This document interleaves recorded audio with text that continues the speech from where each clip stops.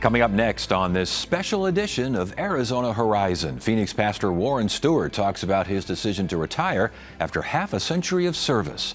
Also tonight, we hear from the author of a book that highlights Arizona's connections to the famed Tuskegee Airmen, and how an annual City of Phoenix event celebrates local black authors and their contributions to children's literature. Those stories and more next on this special edition of Arizona Horizon. Arizona Horizon is made possible by contributions from the Friends of Arizona PBS, members of your public television station. Good evening and welcome to this special Martin Luther King Jr. Day edition of Arizona Horizon. I'm Ted Simons. Pastor Warren Stewart Sr. is a long-standing advocate for civil rights. He's perhaps best known for working to get Martin Luther King Jr. Day recognized as a state-paid holiday in Arizona.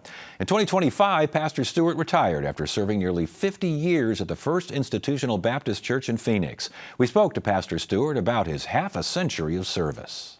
We've welcomed you a lot of times. It's to this good program. to be back with you. Yeah, it's good to have you here. You're Yes, retiring as senior pastor. Yes. Why? Because it's time. It's time to pass the baton. I've been working at the same address for 48 years. Wow. And it's time. Was there an aha moment? Was there something that said, okay, it's time? Well, my wife and I went on a mission trip in Africa in November of 2023. And the Lord kind of spoke to me. He said, it's okay. You don't have to prove anything to anyone else. You can retire. Did you feel like you did have to prove something to someone? I mean, is that part of the process? That's an interesting thing that you said. Well, you want to make sure that you've done the work that God has called you to do. And I came here in July 1977. Thought I'd be here 2 or 3 years, but obviously God had something else in mind. Yes. And so I've been here for nearly 50 years, and no, I don't think there's anything else I have to prove to anyone. Yeah. Well, you proved a lot during the Martin Luther King Jr. days. The whole hullabaloo there. In all of your memories, the 48 years, is that the one that stands out? Is that what? Well, it stands out because we were able to educate, enlighten, and inspire the state that Martin Luther King Jr. was just as important to this nation and what it stands for as George Washington was in the 18th century, as Abraham Lincoln was in the 19th century. Martin Luther King called this nation to practice what it preaches when it comes to justice and equality for all. And this was, correct me if I'm wrong, an example of expanding beyond the pulpit. I mean, sure. But look at Jesus's pulpit. He really didn't have a pulpit. His work was done out in the community. And so for us to be involved in the King Holiday was doing the work out in the community. What turned the tide in that, do you think? That whole debate, that whole argument? Was there an aha moment there? Well, I would like to think it was that people got it and saw the importance of Dr. King.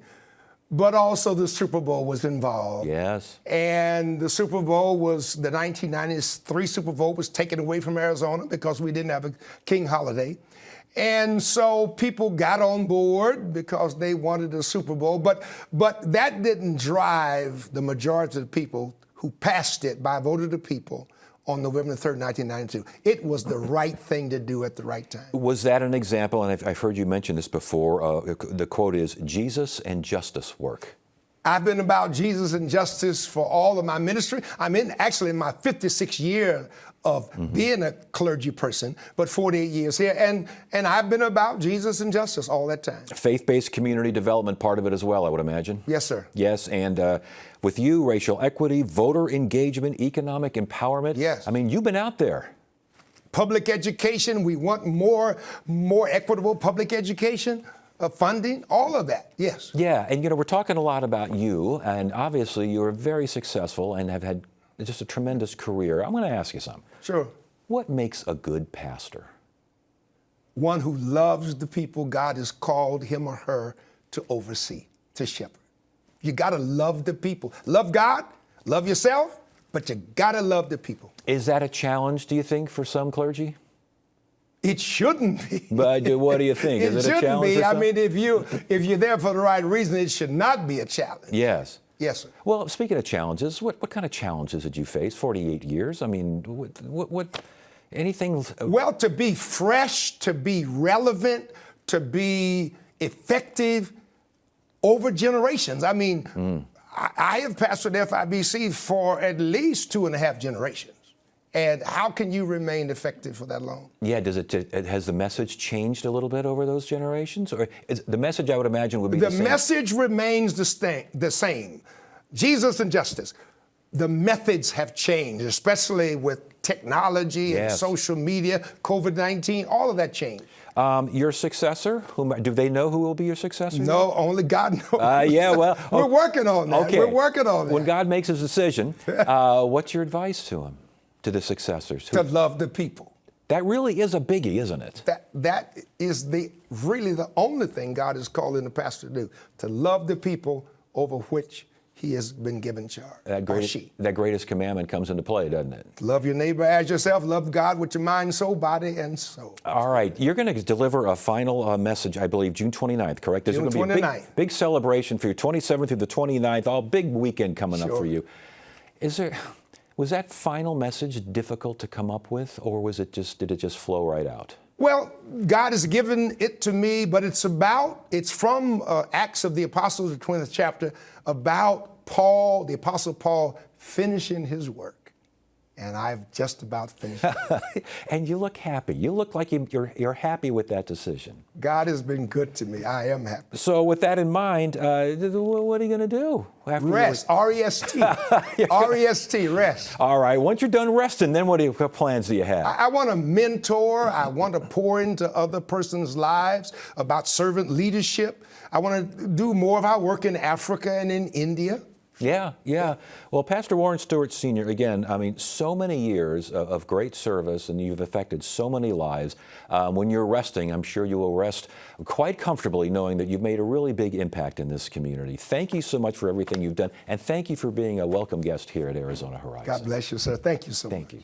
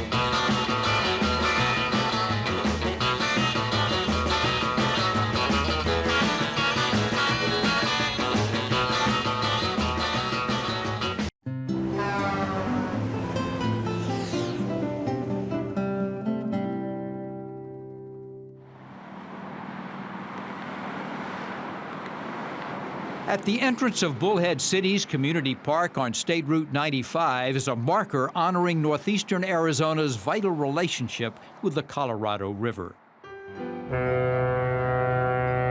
For nearly 30 years, in the mid-1800s, commercial steamships served the mining communities of northern Arizona, hauling supplies from as far downriver as Yuma.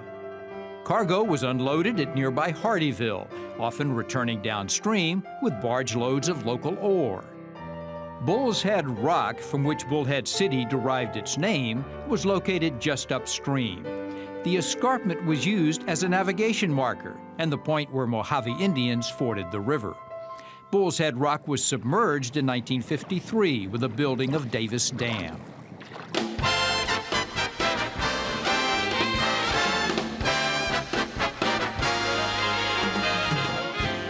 Today, the Colorado is still Bullhead City's lifeblood. Jet skis have replaced the steamships, and Laughlin, Nevada's casinos just across the river have replaced the mines, mining tourist wallets instead of the ore from the mountains. A recent book focuses on Arizona's connections to the famed Tuskegee Airmen. The book is titled Black Wings Over Arizona, and it's written by Colonel Richard Dick Tolliver, a Tuskegee-trained retired Air Force pilot. Good to see you again. It's been a while. Good to see you. It's been a while. Yes, it has. Time flies when you're having fun. There you go. First of all, I got to tell you, the title, Black Wings Over Arizona, that's a cool title. Yes, I thought about it for a while, and I wanted to reflect the character of the people, the image of the people, the beautiful backdrop of Arizona, which I love so dearly and which they love so dearly. And so what we did was find a way to merge in the topography of Arizona and what they did with the aircraft and their lives themselves. And this basically is that. It's a compilation of stories of Yes. Tuskegee Airmen with Arizona connections. And the Archer Ragsdale, Arizona chapter. Explain what that is. The Archer Ragsdale, Arizona chapter was the name that we gave to the establishment of the Tuskegee Airmen Incorporated chapter here in Arizona 18 years ago. And the double name, Archer Ragsdale, is the name of the first black Chief Master Sergeant assigned to Arizona, Fred Archer. And then we wanted, he's an NCO, and then we wanted the pilots tied to that. Lincoln Ragsdale Sr. was the first, one of the first Tuskegee Airmen sent to Arizona in 1945, along with 10 other guys. So we combined both the enlisted and the officer pilots to get the name Archer Ragsdale. There you go. And Bowie Lincoln Ragsdale is a very familiar name to those of us who lived in Arizona a while. Okay, these young men, and we'll get to the women in a second, but the young men that were profiled in here, who are these guys? Who were these guys? These were representatives of the quality of the Tuskegee Airmen experience that started back prior to World War II, when the winds of war were raging across to Europe. President Roosevelt realized we were not prepared. We didn't have enough pilots. And at that time, no law allowed blacks to join the military as pilots, as officers, etc. So a bill was passed in 1939 that created a civilian pilot training program, and it allowed historical black colleges and universities to participate. Tuskegee Institute at that time had hired a man to come down and began to build an airfield and set up a training program at Tuskegee. So they got the nod to be selected first in the program in 1941. Wow. And that's how the Tuskegee Airmen legacy began. And you looked at their military careers here, early life, military service, Yes. post-military service. You Yes. looked at retirement years. That sounds like a lot of research. Well, it was, and we were fortunate enough in our chapter to have about 10 children or grandchildren of the original Tuskegee Airmen. We call them the Heritage Chapter members. Yeah. And so we collected those kids and began to ask them for documentation, photographs, things that they had or things that they remembered. We led that effort for about 2.5 years collecting the data. And once we got the data together, we began to look at how to lay out the story, how they began, what led them to join the Tuskegee Airmen experience, how they wanted to become pilots, what they did during that time.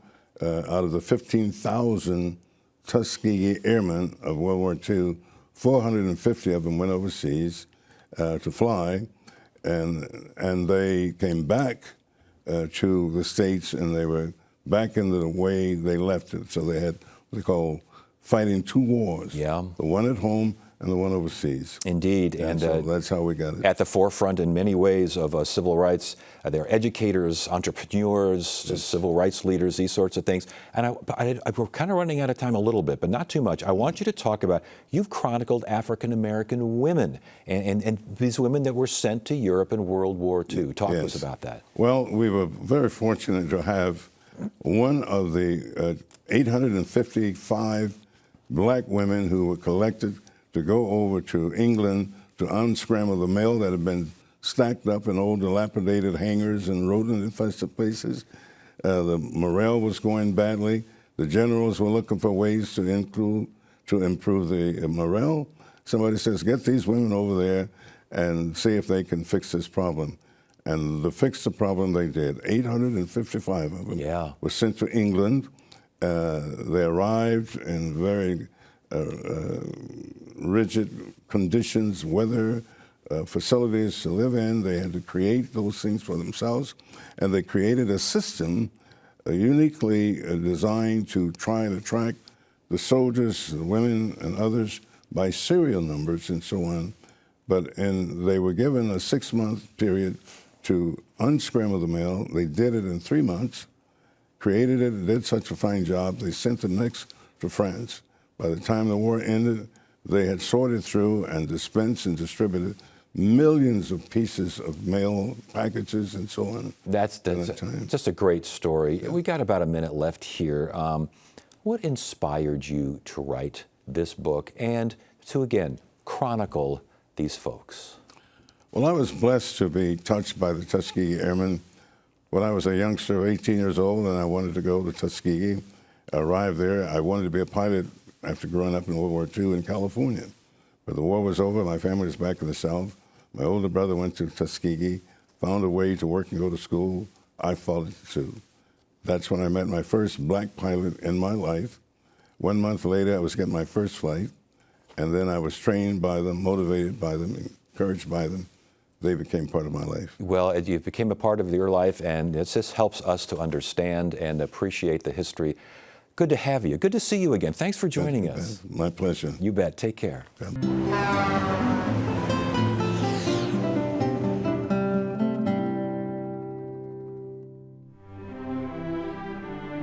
Nearly 5 million people a year travel to Arizona from all over the world for a chance to peer into the sublime expanse of the Grand Canyon. It's hard to imagine that any of them noticed the giant Navajo sandstone slab jutting from the earth just outside the park's eastern entrance at milepost 268 on Highway 64. A plaque was once affixed to this stone. It honored the victims of one of the gravest air tragedies in American history. On the morning of June 30th, 1956, TWA Flight 2 and United Airlines Flight 718 left Los Angeles within minutes of each other. One was en route to Kansas City, the other for Chicago. They would collide over the Grand Canyon. Both airlines and the government would recover, identify, and return home as many of the victims as the rugged wilderness would yield. 67 of the TWA victims, 63 unidentified, are buried in the Citizen Cemetery in Flagstaff. Services were performed by Roman Catholic, Protestant, Jewish, and Mormon clergymen. 29 unidentified victims from the United flight were interred below a memorial in the Grand Canyon Cemetery on the South Rim. Public outcry from the accident resulted in the creation of the Federal Aviation Agency and a modernization of the country's air traffic control system.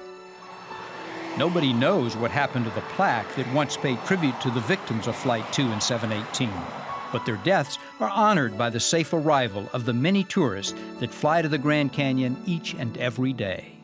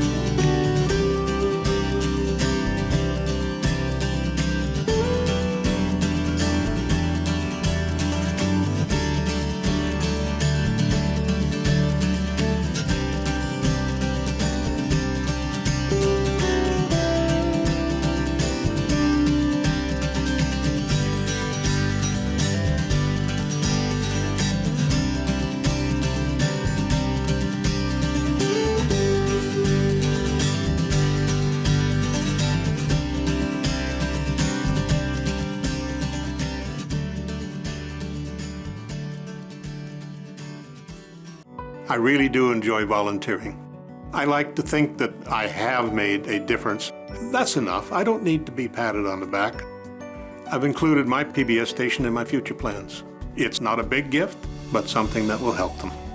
For more information about including Arizona PBS in your future plans, visit azpbs.org/giving. Thanks to viewers like you, we've been able to tell America's stories on this PBS station. Help us continue to tell these stories now and for future generations by including this station in your charitable plans. Supporting this PBS station through a gift of stock is easy. To find out more, call the number on your screen or visit this website. Thank you. In 2025, the city of Phoenix hosted its first annual Black Children's Book Week. The event celebrated local Black authors and their contributions to children's literature. The second annual event is set for next month. We learned more about how this tradition got started from Dr. Neil Lester, founding director of ASU's Project Humanities, and Erica Maxwell, who served as chair of the first Black Children's Book Week. Erica, we'll start with you. Give me a good definition here. This is a week-long event that celebrates authors, readers, everyone, right? So the founder of Black Children's Book Week is Veronica Chapman. She founded this in 2022. It has been on my radar as a local children's author and decided this year we're going to celebrate it. It's a global celebration of Black children and of those that ensure that children are seeing themselves in our books, and also that media that also represents Black children. And Dr. Lester, some of the scheduled events here that are going to go on throughout the week. Yes. Well, we did our kickoff on Sunday, and that was essentially a kind of meet and greet the authors. There are about 10 authors local who are writing for and about young Black children and youth. And we've got book readings going on at one of the elementary schools this week. And on Sunday, there will be the culmination from 12 to 4, which will be a whole lot of family activities, games, giveaways, and the authors will be engaging with various audiences. Very good. You know, talk about children's literature, Black Children's Book Week. What makes a good children's book? A good children's book is one in which children can see themselves. They can dream. They can think about their futures, what they can be, what they are, their families, things that they can read together and separately. So a good children's book is anything that engages a child in reading. Yeah, and shows a challenge and the child facing the challenge, I would hope succeeding and handling the challenge. That's kind of, there's got to be a story there, right? Yes, and it represents a multitude of, these books, they represent a multitude of narratives. Yes. And that's what makes it special. It's also, I understand the notion of the challenge, but we want to talk about this in terms of the spectrum of what good stories can be, because good stories are not always challenges. Well, I guess I'm thinking could be story, celebrations. Yeah, story arcs, those kinds of things. You know, you got the hero's journey and all that kind of. Yeah. But in children's books, are they the same thing or a little bit different? Oh my gosh, I think it's harder to write a children's book because we underestimate the value of these stories and the fact that adults are writing the stories, not children. So we have the adult politics there that tell us about all kinds of lessons, all kinds of ways to experience the world. And I would say, which is what Toni Morrison has said as a teacher of children's literature and adult literature, the more specific it is, actually the more general it can become. So although these may be about Black and brown children, they're really about children and about human connection.